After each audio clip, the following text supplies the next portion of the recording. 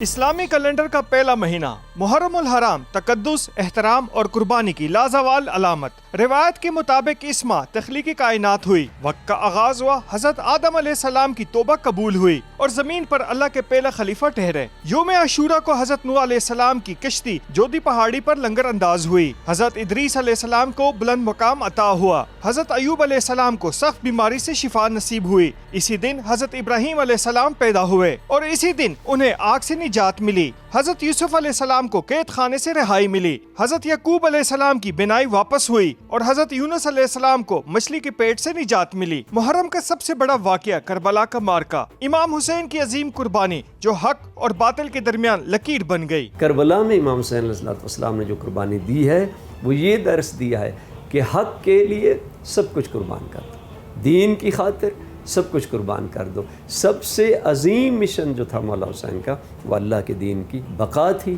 محرم کے مقدس ماہ میں حضرت عیسیٰ علیہ السلام آسمان پر اٹھائے گئے۔ اہل مکہ یوم عاشورہ کو یوم الزینت کہتے تھے اور خانہ کعبہ پر نیا غلاف بھی اسی دن چڑھایا جاتا تھا۔ کیمرامین صابر علی کے ساتھ جمشید خان، پبلک نیوز، اسلام آباد۔ اسلامی کیلنڈر کا پہلا مہینہ محرم الحرام تقدس، احترام اور قربانی کی لازوال علامت۔ روایت کے مطابق اس ماہ تخلیقی کائنات ہوئی، وقت کا آغاز ہوا، حضرت آدم علیہ السلام کی توبہ قبول ہوئی اور زمین پر اللہ کے پہلا خلیفہ ٹھہرے۔ یوم عاشورہ کو حضرت نوح علیہ السلام کی کشتی جودی پہاڑی پر لنگر انداز ہوئی۔ حضرت ادریس علیہ السلام کو بلند مقام عطا ہوا۔ حضرت ایوب علیہ السلام کو سخت بیماری سے شفا نصیب ہوئی۔ اسی دن حضرت ابراہیم علیہ السلام پیدا ہوئے اور اسی دن انہیں آگ سے نجات ملی۔ حضرت یوسف علیہ السلام کو قید خانے سے رہائی ملی۔ حضرت یعقوب علیہ السلام کی بینائی واپس ہوئی اور حضرت یونس علیہ السلام کو مچھلی کے پیٹ سے نجات ملی۔ محرم کا سب سے بڑا واقعہ کربلا کا معرکہ، امام حسین کی عظیم قربانی جو حق اور باطل کے درمیان لکیر بن گئی۔ کربلا میں امام حسین علیہ السلام نے جو قربانی دی ہے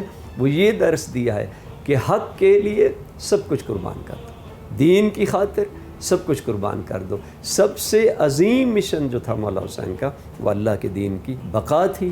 محرم کے مقدس ماہ میں حضرت عیسیٰ علیہ السلام آسمان پر اٹھائے گئے۔ اہل مکہ یوم عاشورہ کو یوم الزینت کہتے تھے اور خانہ کعبہ پر نیا غلاف بھی اسی دن چڑھایا جاتا تھا۔ کیمرامین صابر علی کے ساتھ جمشید خان، پبلک نیوز، اسلام آباد۔